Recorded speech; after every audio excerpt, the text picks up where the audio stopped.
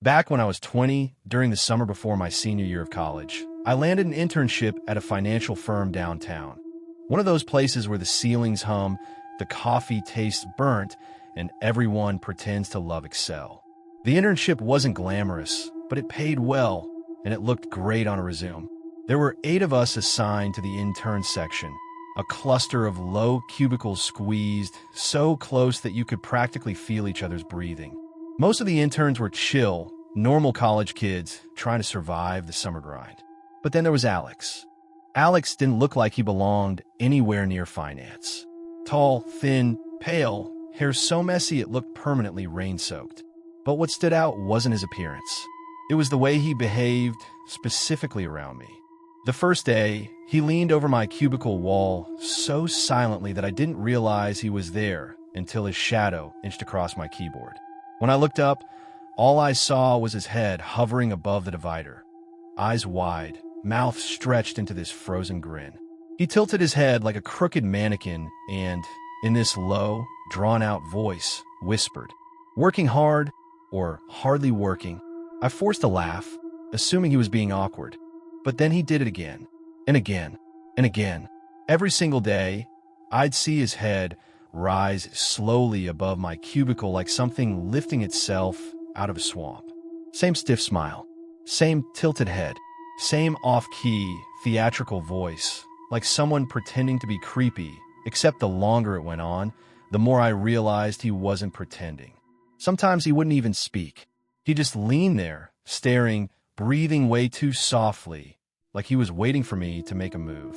The other interns noticed, but they brushed it off as Alex being weird. I wish that's all it was. Things escalated 6 weeks in. The phone call.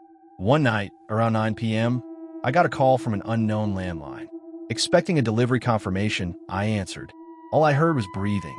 Then, in that voice, Alex said, "Pull your boat in, the tide's coming." He drew the words out until they barely sounded human. Then he burst into this wild, almost screaming laughter and hung up. I never gave Alex my number. Not once. I texted the number, undelivered. Looked it up, landline. I barely slept that night. He had been fired. Monday came. Alex wasn't at his desk.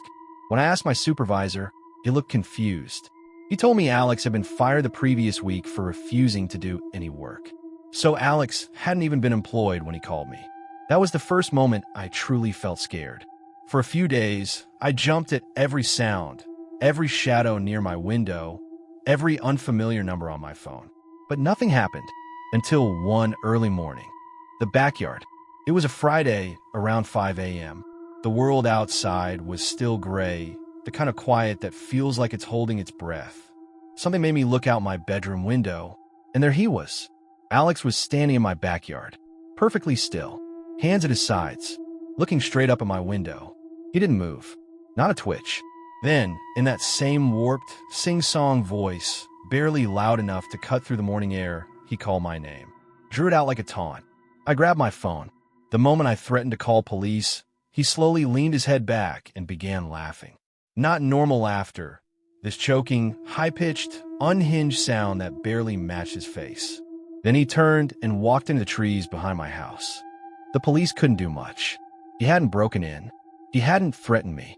Legally, it was nothing. But to this day, I still wake up sometimes imagining his silhouette under those trees. And the worst part is, we never found out how he got my number, or how he found my address, or why he chose me. All I know is that he didn't want to scare everyone. He wanted to scare me. Story 2, scraping at the window.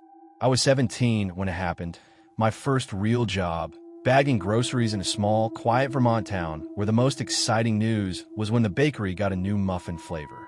Most of the employees were friendly, and the slow evenings were actually fun.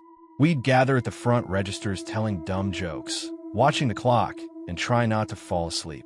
There was one coworker, though, who didn't fit into any of those conversations. Sean. He was 24, stringy long hair, always looked like he wanted to talk, but didn't know how to start.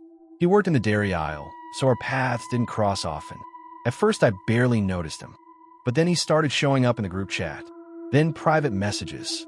Then comments on my posts. Then little flirty jokes, subtle, but uncomfortable. I was 17. He was more than old enough to know better. I tried ignoring him, hoping he'd get the hint. He didn't. What set off the alarms was something small, but deeply unsettling. One day at work, everyone was chatting about Netflix shows. I was in mid-conversation when Sean walked up behind me and said, "You're really into Stranger Things, aren't you?" I froze. I had never mentioned that show to anyone at work. Not once. He pretended it was casual and walked off, but something clicked in my head. He knew things he shouldn't. The noise at my window. A few nights later, I was lying in bed, lights off, scrolling my phone when I heard it. Scrape, scrape. At my bedroom window. Not tapping. Not wind. A dragging sound. I pulled the blinds back a fraction, heart pounding. Nothing. But I didn't sleep at all that night. The next day, after one more unwanted message from him, I finally told him to stop texting me. He replied instantly. "Okay, just make sure you change your address." My blood ran cold. I still remember the exact feeling, the realization that he knew where I lived. I kept every message, took screenshots, went to my manager, went to the police with my dad. Sean was fired immediately. A restraining order was filed. We were warned to stay cautious. But fear doesn't turn off just because paperwork exists. For weeks I checked locks repeatedly, avoided windows, froze at every strange noise. Every creak at night sounded like footsteps. Every unknown number felt like him. Slowly, painfully slowly, life went back to normal. But fear leaves stains you can't scrub off. Because now I know, people don't become dangerous overnight. They reveal themselves piece by piece, until it finally clicks that they were watching you the entire time. Story 3. The Last Shift. I was 26 when I started working at a tiny insurance office tucked behind a strip mall in Pennsylvania. Fluorescent lights buzzed above us like dying flies, and the building always smelled faintly of old coffee and printer toner. Most days were uneventful. Most coworkers were normal. Most. Then there was Tom. He'd been hired 2 weeks before the night everything went wrong. Early 30s. Tall. Quiet. You'd see him in the corner of your eye more often than you'd hear his voice. Whenever I moved around the office, coffee machine, supply room, file cabinet, he somehow ended up in the same place within minutes. Never speaking, just appearing. I chalked it up to awkwardness. A mistake I'll never make again. The storm. That Friday, a massive storm rolled in. The sky turned greenish-gray. Thunder shook the building. Rain hammered the windows hard enough to sound like gravel. Most employees were sent home early. Only Tom and I stayed to finish filing. Around 6:30, the lights flickered. First a quick blink, then a longer one, then darkness. The emergency lights filled the office with a dull orange glow. I made a joke about leaving early, but Tom stepped to the front door, jiggled the handle, and muttered, "Not safe to go outside right now." Something about the way he said it, not the words but the tone, made the hair on my arms stand up. I went to the break room to call my boyfriend. No cell service. The landline was dead. When I turned around, Tom was standing in the doorway, holding a flashlight under his chin, smiling. The light warped his face, casting shadows in places they didn't belong. I said he scared me. He didn't respond. I decided then I wasn't staying in that building with him any longer. Trying to escape, I headed quietly toward the back exit. My car was right outside that door. When I grabbed the handle, it didn't budge. A heavy chain and padlock were looped tightly around the inside. We had never chained that door, ever. As panic rose in my throat, I saw the flashlight beam drifting slowly down the hall. I ducked into a supply closet, holding my breath so hard my chest hurt. Tom's footsteps were slow, deliberate, dragging with a faint squeak like he was sliding his shoes instead of lifting them. Then he said my name softly, too softly, not threatening, almost soothing, which made it even worse. His flashlight beam passed under the door, then disappeared. I waited until my legs felt numb before peeking out. The front door's entire glass pane had been smashed inward, shards scattered across the soaked carpet. Rain blew in violently.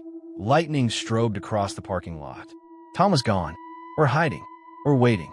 I didn't stop to find out. I ran into the storm, sprinting toward my car so fast I nearly slipped twice. When I locked my doors, my hands were shaking so badly I could barely insert the key. I sped away, not daring to check the mirrors. The shattered door. Police found nothing. Tom never returned to work. The company couldn't explain the chain door or the broken lock or why the security cameras malfunctioned during the exact hour we were alone. But I know one thing. I wasn't trapped in that office because of the storm. I was trapped because Tom wanted me there. Storms end.